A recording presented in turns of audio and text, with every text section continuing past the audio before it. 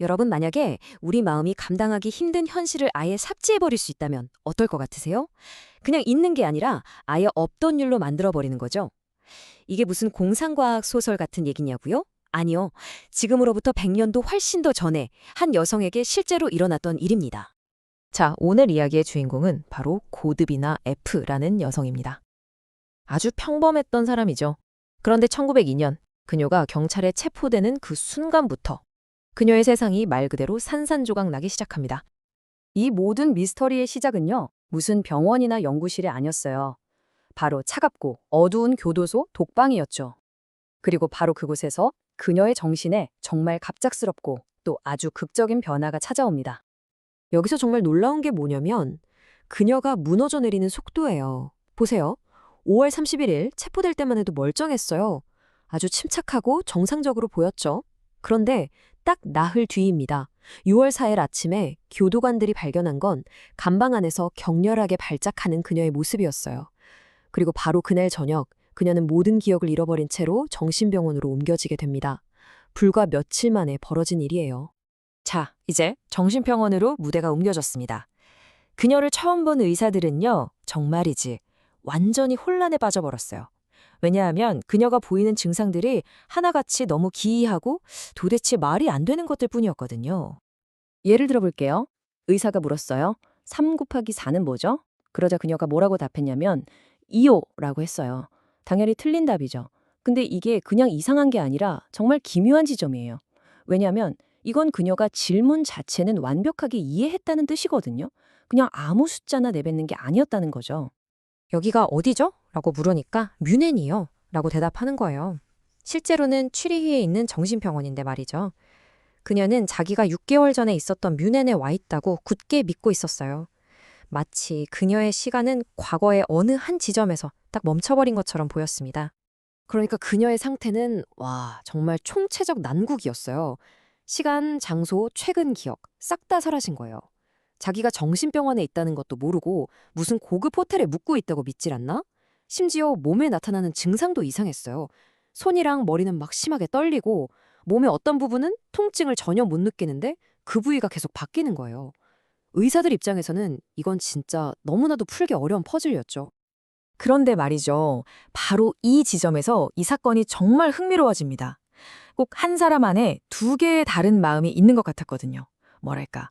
겉으로 드러나는 의식은 모든 걸 다 잊어버렸는데 그 안에 숨어 있는 무의식은 계속해서 진실의 조각들을 슬쩍슬쩍 흘리고 있었던 거예요. 예를 들면 자기 이름을 묻는데 딸 이름인 이다 라고 대답한다거나 감옥에 간 적 없어요 라고 부인하면서도 무심코 수염난 남자한테 맞았어요 라면서 교도소에서 있었던 일을 불쑥 말해버리는 식이었죠. 자, 그럼 이 굳게 닫힌 마음의 문을 어떻게 열 수 있을까요? 의사들은 당시로서는 정말 획기적이고 또 어떻게 보면 좀 대담한 방법을 시도하게 됩니다. 그 방법은 바로 최면이었습니다. 물론 요즘 생각하는 그런 마술쇼 같은 게 아니고요. 당시에는 이게 의식의 저항을 뚫고 저 깊숙이 숨겨진 기억에 직접 말을 걸 수 있는 아주 중요한 임상 도구였어요. 이 사건에서 최면은 말 그대로 그녀의 기억을 열 수 있는 유일한 열쇠였던 셈이죠.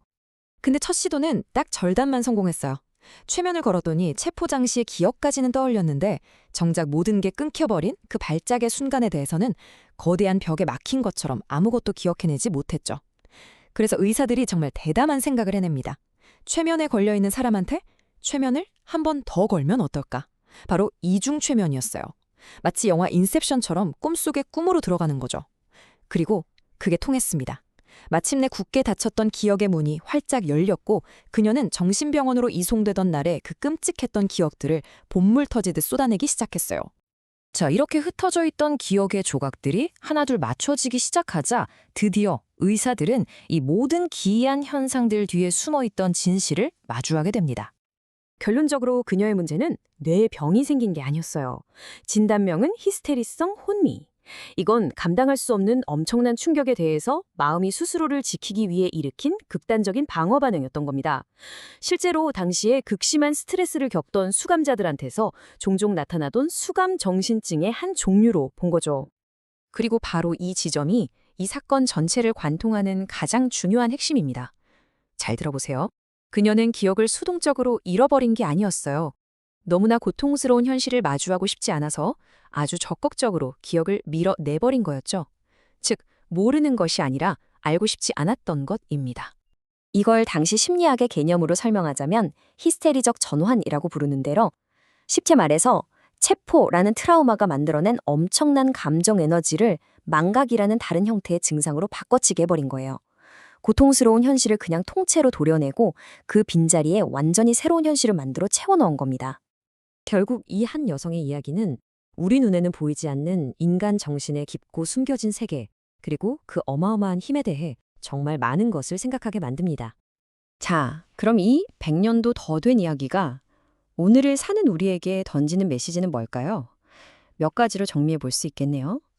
첫째, 우리 안에는 겉으로 드러나는 나와 모든 진실을 알고 있는 또 다른 나, 즉 의식과 무의식이 공존한다는 겁니다. 둘째, 잊어버린다는 건 때로 수동적인 실패가 아니라 고통으로부터 나를 지키기 위한 아주 강력하고 능동적인 방어 기술일 수 있다는 점이죠. 그리고 마지막으로 아무리 기괴하고 이상해 보이는 증상이라도 그건 사실 마음이 보내는 절박한 구조 신호일 수 있다는 거예요. 어떤 물리적인 뇌 손상 없이도 순전히 정신적인 충격만으로 우리 마음이 이렇게까지 망가질 수 있다는 걸 똑똑히 보여준 사례입니다. 결국 고드비나 FN의 이야기는 우리 자신에게 이런 질문을 던지게 만듭니다. 나를 보호하기 위해서 우리의 마음은 과연 어디까지 할 수 있을까요? 그리고 지금 내가 보고 있는 이 현실은 정말 진짜 현실이 맞을까요?